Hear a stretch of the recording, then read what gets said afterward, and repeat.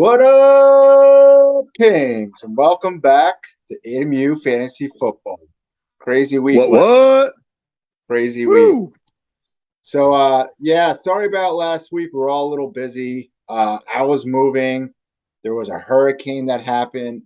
Sean, I think you were actually on the scene of that hurricane. On the scene, in the middle of the hurricane. Pure devastation everywhere. Craziness. Crazy. But now we're back. We're safe. We're back in the studio. Prepared to give you guys a great show this week. Excellent. Yes. Thoughts and prayers for everybody in Hurricane Ian. Sean McGowan reporting live from Sheffield Manor News 1. The devastation and just pure tragedy that happened over at 4692 Garrison Court is unfathomable. And this is why you just can't predict the weather and these things and anything that's going on. And just...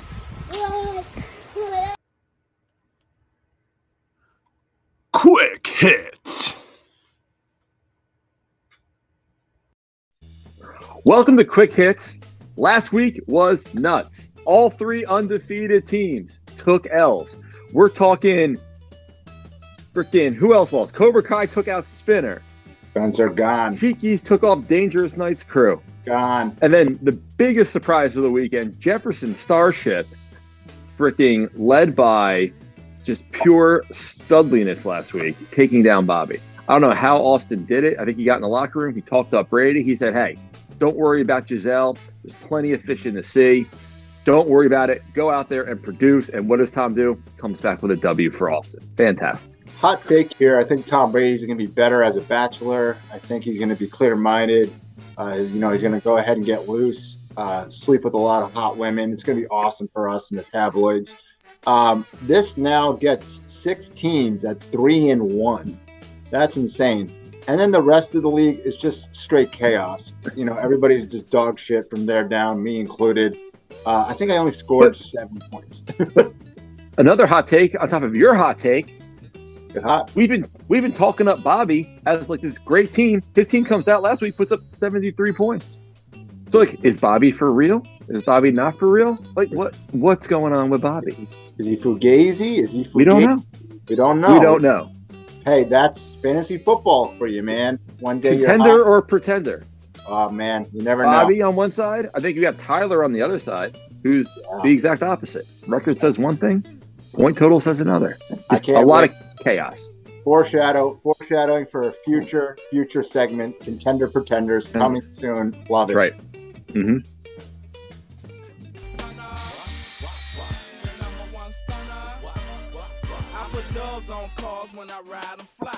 All right, we're back again. Our favorite segment, number one stunner of last week. What? Who do we got, Sean? Who do we got? Led by Matt Scott. You want to talk about an all-time performance? 168.82 points. Totally just demolished Spencer, who, if you do remember, has previously been the number one spinner. Number one spinner? Number one stunner? That works. And also, he led points in Q1 of the season. And Matt Scott just rolls in, destroys him. And also, that insult to injury, Spencer's previous highest point total was 161. Matt Scott walks in and says, I'm going to take you down by a touchdown. Just kicks him to the ground. Great performance. Yeah. No, it's definitely, hey, welcome to the league moment for Spinner. Stunner. He's the number one stunner 2 weeks in a row. And he also took, like as you mentioned, he took the crown on the highest points of the year. So kudos to you, Matt. Put the rookie in his place. Welcome to the league. This is the best of the best. You got to beat the best. So hats off to you. But you know how slow the new Rolls Royce be. Come on, you know how slow.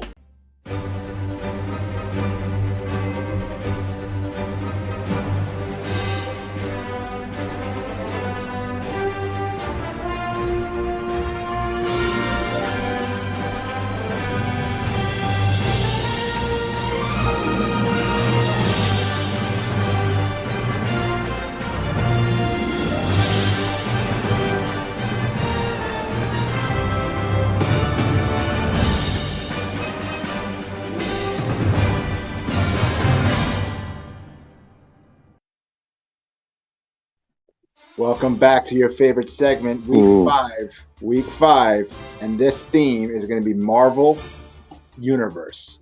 Ooh. Now, we have our first matchup is Sean Miguel as Iron Man versus Kevin as Captain America. Off a little steam. You know damn well why. Back off. Oh, I'm starting to want you to make me. Yeah. Big man in a suit of armor. Take that off. What are you? Genius, billionaire, playboy, philanthropist. I know guys with... Sean, what say you? I mean, I think just looking at the projections for this week, both Cheekies and I are projected 108 points. We have the same record. It's going to be a great matchup. So, hey, here comes another Civil War. I mean, that's all I can say about it. Civil War, two teams, 2 players, 2 characters who know each other way too well. The matchup is, I think, a point away from each other. I see a lot of Qs on your side, a lot of questionables. Those were, early in the week there were Os. So it's good to see that they're coming back healthy. I'm going to have to make a pick here. It's a coin flip. For the sake of the argument, I want to see you win here just so I have a chance to make it to the 6th spot. So I need people that are right in front of me to lose. Sorry, Cheeks. Only chance I have to make the playoffs is if that middle of the pack starts losing. So, and Sean, the only thing, Debush, I can say about my lineup right now on Thursday, subject to change. Michael Thomas most likely going to play. He'll most likely be sliding in. So there could be some changes here. There's also talk that Swift might play. So we don't know what's going to happen. I will say, Cheeky's in the waiver wire this week. Picked up a white receiver. So, I mean, how desperate can you be? But that's all I got. Hey, you know what? It can wide receivers, Wes Welker, Jordy Nelson, they can produce. Yeah, they didn't have Matt Ryan throwing the ball though. So. Oh yeah, Matt Ryan. How old is he now? 55 years old. Who knows? Matty Ice has melted. That's what I think. That's right. All right, so moving on, we have the next game, and this is a game between the 11th spot and the 12th spot. So we have Dan as Rocket the Raccoon, and we have myself as I am Groot. Don't drink fountain water, you idiot. That's disgusting. Groot, we're gonna be rich. Yeah. We suck so much. We're non-deserving of any reface. I don't even want to evaluate this. My projected total points doesn't even crack 100. That's how shitty my team is right now. So I'm going to go ahead and chalk myself off as a loss right off the bat. Sean, what do you say here? And the only thing you have going for you is that your quarterback leads the #1 offense in the entire NFL. The problem is your quarterback is Jared Goff. So with that being said, hey, Silky Johnson's going to get their first dub of the year this weekend. Congrats, Dan. Hey, I'm cooking whatever. Was it Dan Campbell, the coach? I'm chewing at the ankles, man. I'm biting ankles off. I'm doing it. I have to because I'm at the bottom of the damn league. That's all I can reach is their ankles at this point. So, Jared Goff, please give me 40 points next week and put me back into this fucking league. And also, early fucking hot take. Kenny Pickett time, baby, in Pittsburgh. That's going to boost up my Deontay Johnson. It's going to boost up Najee Harris. And my prop bet, if you want to take it, bold statement, Kenny Pickett's going to score more than Josh Allen. Take that one to the bank if you want to challenge the commish. I'm right here. Keep dreaming. All right, Sean, next we have Matt Scott, our #1 stunner of last week. He is taking on the persona of Star-Lord from Guardians of the Galaxy versus the God of Thunder himself, Thor, and former champion, first-year overall champion, Seth Gerard. Taking your pod. No, you're not. You will not be taking our pod today, sir. Quill, are you making your voice deeper? No, you are. You're imitating the God-Man. It's weird. No, I'm not. He just did it again. This is my voice.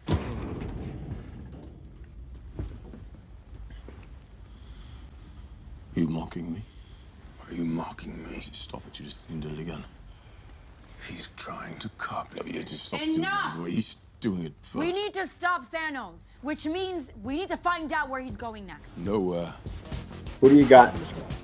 So I think first and foremost, we have, Matt Scott. He spent a lot of time in the 80s. So, him, Star-Lord, pretty much the same taste in music. With that being said, Thor loves rock music as well. So I think when it comes to that, they have similar taste in rock music. I think coming out of the locker rooms, they're both going to be fired up listening to AC/DC or whatever else they're going to be listening to from back in the day. I think strictly looking at the rosters, I think Matt Scott's going to move to 3-2 and Seth's going to drop to 3-2. I mean, this is strictly just looking who they have on the field. I mean, Allen, Debo, CMC, Jacobs is getting hot. He's starting to look at the Jacobs we all thought he'd be last year and the year before that. And on Seth's side, I see a lot of question marks, between Kyler, Derrick Henry. Who is he this year? We really still don't know. I think there's just a lot of question marks on Seth's side this week, unfortunately, with not a lot of good matchups. Yeah, I'm looking at it too on my end. I have to agree with you. I'm going with Matt. Not because they give him a 10-point favorite here on Yahoo's projections.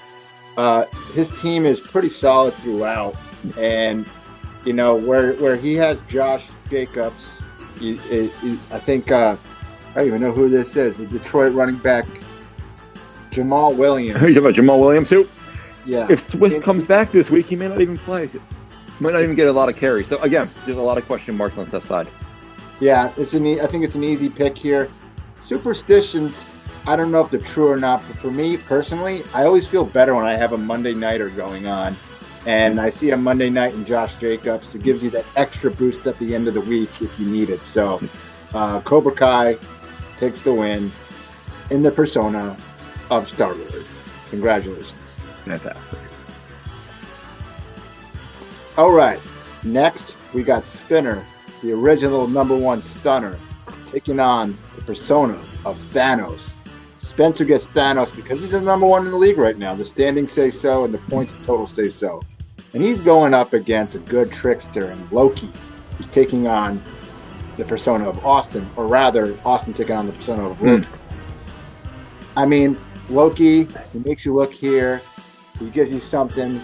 He's trying to sneak one by you, like the trades that he's sending me for 2 freaking Miami running backs that are on the same team. They're on the same team, Austin. They're on the same team. Whoa! So, yeah. Whoa.